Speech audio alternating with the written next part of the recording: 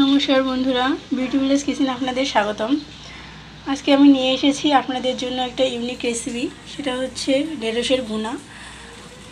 অনেক কিছুরই ভুনা হয়, আর ম্যাক্সিমাম সময় দেখা যায় যে ভুনা তরকারি অনেকেরই প্রিয়।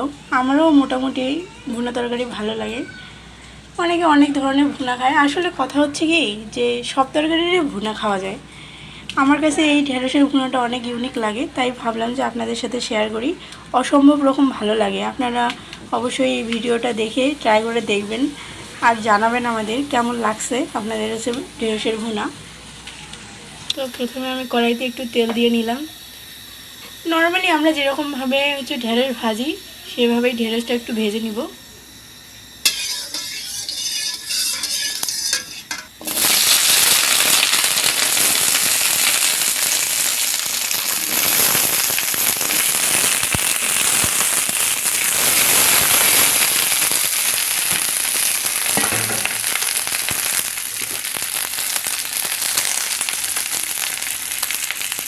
তারপর একটু হলুদ,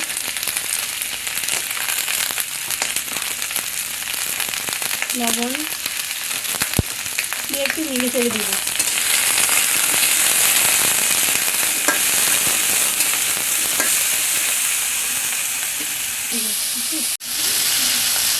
যেহেতু এটা ভুনা করবো তাই ঢেঁড়সটাকে আমরা বেশি ভাজবো না, হালকা চাপা দিয়ে দিয়ে ভাজবো যাতে করে ঢেঁড়সের কালারটা বজায় থাকে।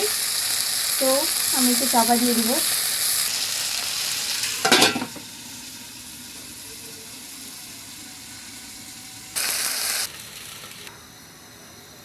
কড়াইয়ের তেল গরম হয়ে আসছে। এখন আমি একে একে বেটে রাখা মশলাগুলো দিব।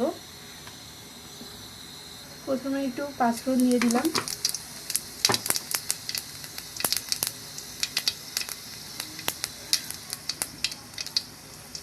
তারপর পেঁয়াজ কুচি,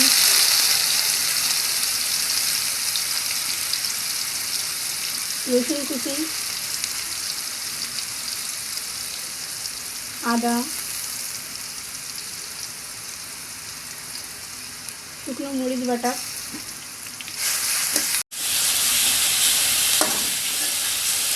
এখন মশলাগুলো ভালো করে কষিয়ে নিব। এই সময় চুলার আঁচ মিডিয়াম রাখবেন যাতে করে মশলাগুলো পুড়ে না যায়। তরকারির জন্য মশলা কষানোটা খুব বেশি ইম্পর্ট্যান্ট। এখন আমি একে একে বাকি মশলাগুলো দিয়ে দেবো যেগুলো লাগবে রান্নার জন্য।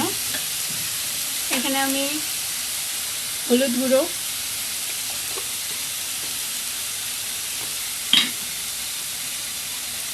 স্বাদ মতো লবণ,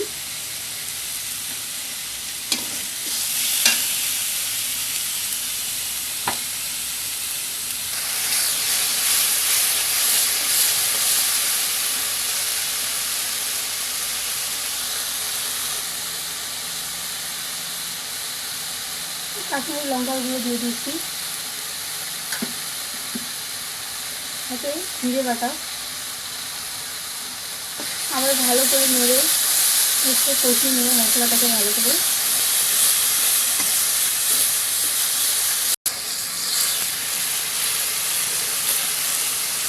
একটু জল ইউজ করছি মাঝখানে। বলক চলে আসতে এখন ভেজে রাখা ঢেঁড়সগুলো দিয়ে দিচ্ছি।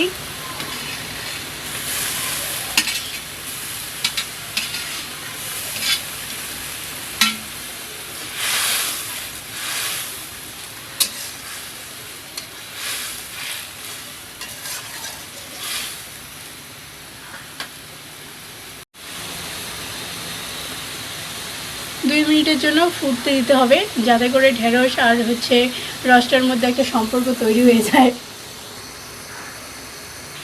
এখন চিড়ে রাখা কাঁচামরিচ দিয়ে দিব। এখানে 3টা কাঁচামরিচ আছে, এটা আপনারা আপনাদের ইচ্ছা মতো নিতে পারেন।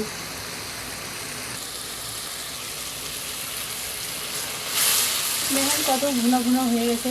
এখন নামিয়ে নেব।